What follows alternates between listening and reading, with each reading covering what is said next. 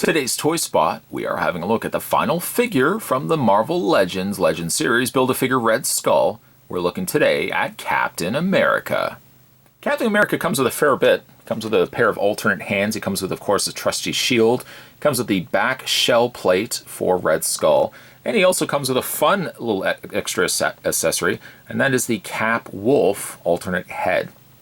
The side of the package features Captain America. The flip end of it, the same image. Same image. The back features a more darker silhouette image, or kind of low-lit picture of what the figure is going to look like. Steve Rogers is a soldier with superhuman strength and an indestructible shield. How about that? Other figures available: Captain America, there's Mockingbird, Sharon Carter, Whirlwind, Cottonmouth, Demolition Man, Taskmaster. Those are 7 figures, and 7 figures allow you to build this, to which we've also been building over the course of these reviews. www.hasbro.com/Avengers if you want to check out the other things that Hasbro is producing, at least from the Marvel end of it. That being said, Spot's going to take a break and get this opened up. When we come back, we're getting a better look at Captain America. There's more anyway, guys. Don't go anywhere. Stay tuned. When you get Captain America out of packaging, the first thing that you get is the back shell plate that's going to attach to the back of Red Skull. Cue segue of the figure that we already had a look at. Let's go ahead and add it. And I'm thinking, you're probably thinking the same thing as me. I'm thinking I probably, well, maybe not. I was going to say, I wonder if I actually had to have put the shoulders on first, shoulder pads, and then put the back plate on. But there is, well, there would be no clearance, and obviously they would obstruct the peg from where the shoulder pad places go into. That, yeah, I think that is right. I still can't, I'm going to have to apply a lot of extra pressure to get Red Skull's head into place. But there you have Red Skull. I mean, he's a pretty good looking figure until he all falls apart on Spot. There we go. Put the leg in place. Put the head in place. Again, I'm going to have to apply some extra pressure to get that skull into place. Good looking figure. We'll just, we'll of course keep my overall feelings of this till we have a look at him in a separate review. Yes, yes, there is going to be a separate review of him.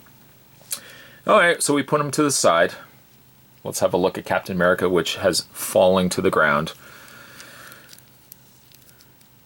Somebody right now is screaming at their computer. Why, Spot? Why? Why is these straps falling down his shoulder? Well, there's a story about that. It's a very short story, actually. These straps, you would think, should be adhered or glued to Captain America's shoulders, but no, that's not actually the case. You want to take the shield off of Cap, flip it around. Of course, we've seen this before, and you're going to want to peg it into place. The reason why these are loose is you want to attach the shield. It's supposed to mimic, I suppose, the shield being attached to his back. It's supposed to look like that, but there's nothing really keeping the straps in place. They end up just sitting really loose. They just flop all over the place. But it's supposed to kind of look like that. I suppose in an accomplished look, if you don't touch the figure, you don't accidentally bang it where these little straps will fall off. Normally, I guess, if you opted not to have him displayed with the shield, you could just completely take these off. You don't have to get overly attached to them. They're kind of ridiculous, the fact that they are loose, but I guess their logic is Captain America taking the shield off may not have these on his shoulders, but come on, they could really pegged into place a little bit better than what they ended up doing. At any rate, we'll put those to the side. Having a look at the figure. Oh, you know what? Let's touch base on the shield first. The shield is not really anything overly exciting. I find it's almost too dark of a red. The stripes on the shield, a little too dark for my liking. I wish they were a little bit lighter. They almost don't quite match. I feel like the shield should generally match the color of his boots and gloves. And as you can see, it's a lot darker in contrast. The blue and the star are nice touches. I feel like the red is maybe a little on the tad dark side. Okay, so we'll put those to the side. We'll just put that to the side. Having a look at Captain America, I won't lie to you, this is probably my least favorite. No, let me scratch that. Let me take that off the list before I was about to say it. I was going to say it was one of the worst Captain Americas I've seen. But I think that award I would give to the Diamond Select Captain America that came with the gold stand. A horrible figure. I reviewed it, if you wanted to check it out. I'm not crazy about this face. I feel like this face we've seen before. Maybe in the US Agent coloring, I'm not quite certain for that. But his face is overly flat. Just comes across like almost like a bulldog. The expression is very neutral. Very stern, just not crazy. It's an ugly face. I'm going to just say it. It's an ugly face of Captain America. I guess kind of where you depict your Captain America from, if you want to look at it more like this, the Silver Age of comics, maybe he's got to be less sexy Captain America and more like stern, fighting, maybe fighting the Nazis, I don't know. But he's just not a great looking face. Just my preference. That's my individual preference. Your preference might disagree with that. But that's okay. Luckily, Captain America also comes with this. The Cap Wolf alternate face. Now, really, Captain America is on par with Iron Man. Maybe not to the level of Iron Man and Spider-Man for multiple releases, but we certainly have gotten enough Captain Americas that if to get an invite to Cap Wolf Party, I'm definitely going to be probably looking to go to popping the head off and swapping it out for Cap Wolf, which again applies a little bit of pressure. And that is going to be my preferred look. There's just a contrast between the two. One definitely looks a little more canine than the other. But you know what? We have enough Captain Americas. There's no sense in bogging down the shelf of display with another Captain America. If I'm going to get the option to swap out the head, you bet your bottom dollar Spot's going to be taking it, and I'm going to be adding him on display as Cap Wolf. Let's just put the head right there, just as a reminder of how ugly that head is. Okay, so looking at Cap Wolf. The teeth are a nice touch. He doesn't have a closed mouth, which is good. The eyes slightly get lost because they're a contrast with a combination of black, yellow, and orange. I'm not crazy about the eye color. I like how the mask is ripped around the head of the wolf here, and then you've got the ears sticking out.